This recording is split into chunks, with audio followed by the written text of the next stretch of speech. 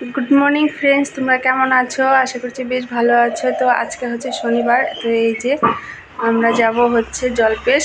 ননদরা এসেছে, ননদদেরকে নিয়ে যাব। আর বাড়িতে আমি এই যে মন্দিরে পুজো দিয়ে দিয়েছি। এখন সব কিছু নিয়ে যাচ্ছি মন্দিরে। মন্দিরে গিয়ে কী করছি তোমাদেরকে দেখাবো, তো তোমরা পাশে থেকো। তো এই যে এখানে কিন্তু আমার পুজো দেওয়া হয়ে গেছে, সব ঠাকুরকে দিয়ে নিচ্ছি। আর যেহেতু ভাদ্র মাসের প্রথম শনিবার আজকে, বাড়িতে কিন্তু একদম লেপা মোছা করে স্নান করে ধোয়া কাচা করে তারপর পুজো দিয়েছি। আর ভীষণ মনটাও পরিষ্কার লাগছে। তো আর এমনিতেও শনিবার আমরা নিরামিষ খাই। তো এইখানেও আমি ভোলানাথকে দিয়ে দিয়েছি। আর যাব হচ্ছে জলপেশ মন্দিরে। তো ওইখানে এই যে সবাই রেডি হচ্ছে, ননদও রেডি হয়ে গেছে, ছেলে মেয়ে তো ভীষণ খুশি, পিসিদের সাথে যাবে মেয়ে। তো এখানে মেয়ে রেডি হচ্ছে। তো চলো দেখা যাক, তারপর বের হচ্ছে। তো এই হচ্ছে সবাই মিলে আমরা যাচ্ছি মন্দিরে, জলপেশ মন্দিরে পুজো দিতে। তো তোমরাও চলো, সাথে পুজো দিব, তোমরাও দেখবে। তো এখানে আমরা চলে আসলাম, কিন্তু মন্দিরের সামনে একদম গেটের বাইরে। তো ভিতরে ঢুকছি। তো এই যে সবাই, আর ছেলে কিন্তু এই যে চশমাটা খুলে নিয়েছে। তো ঢুকছি আমরা মন্দিরের ভিতরে। আর আজকে দেখো মন্দিরের ভিতরটা একদমই ফাঁকা ছিল, আর ভীষণ রোদ উঠেছিল, একদম পরিষ্কার, খুব সুন্দর লাগছিল মন্দিরটা দেখতে।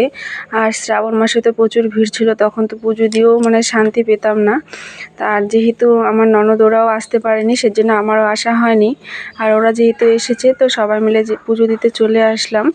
আর ছিল একদমই ফাঁকা। পুজোটা দিয়ে কিন্তু সত্যি আমাদের ভীষণ ভালো লেগেছে। তো প্রথমে আগে নিব ঘট। আর আমরা বাড়িতে কিন্তু দুধ নিয়ে গেছি, ফুল বেলপাতা সব কিছুই নিয়ে গেছি। তো এখানে প্রথমে 5টা ঘট কিনে নিয়ে নেব, যেহেতু আমরা 5 জন ছিলাম।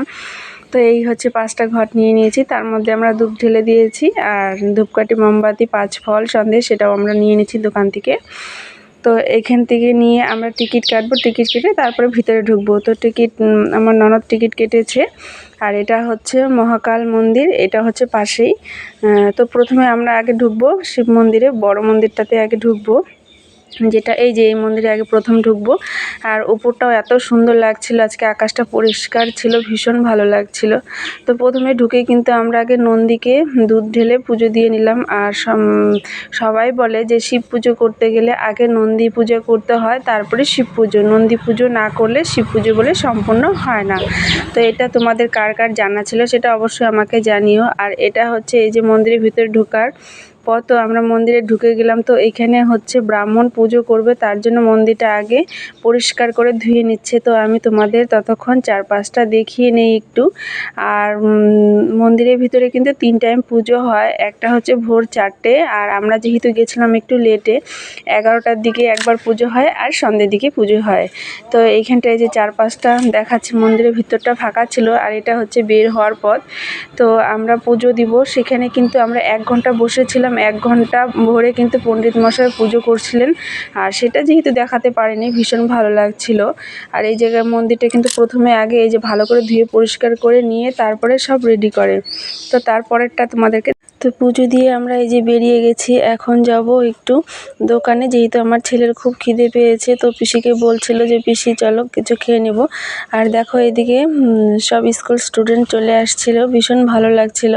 আর পিসি ভাস্তি এত মিল, এমনিতেই সমান হয়ে গেছে, দেখতেও ভীষণ ভালো লাগছিল।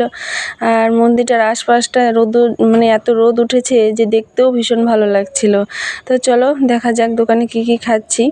তো এখানে এসে প্রথমে আমার ছেলে দেখে নিল কি খাবে, ওর পিসিকে বলছিল। তোর পিসি বলল খাওয়ার কথা, তখন দোকানদার দিয়ে দিচ্ছে। তো চলো দেখি কি দিয়েছে। তো এখানে দিয়েছে হচ্ছে পুরি, সবজি। তারপরে কিন্তু মিষ্টি খেতে বলেছিল, তো সবাই বলছিল যে মিষ্টি খাবে না। তো আসার পথে আর কি একটা স্প্রাইট নিয়ে নিয়েছে। তো স্প্রাইট খেতে খেতে আমরা চলে এসেছি। তো এই যে এখানে আমিও বসে খেয়ে নিলাম। তো বন্ধুরা চলো এখন বাড়ি যাওয়া যাবে। তো এই যে আমাদের পুজো দেওয়া হয়ে গেছে, মন্দির থেকে বেরিয়ে গেছি। তো এখন যাব বাড়িতে। টাটা। সবার পুজো দেওয়া হয়ে গেছে, চলো।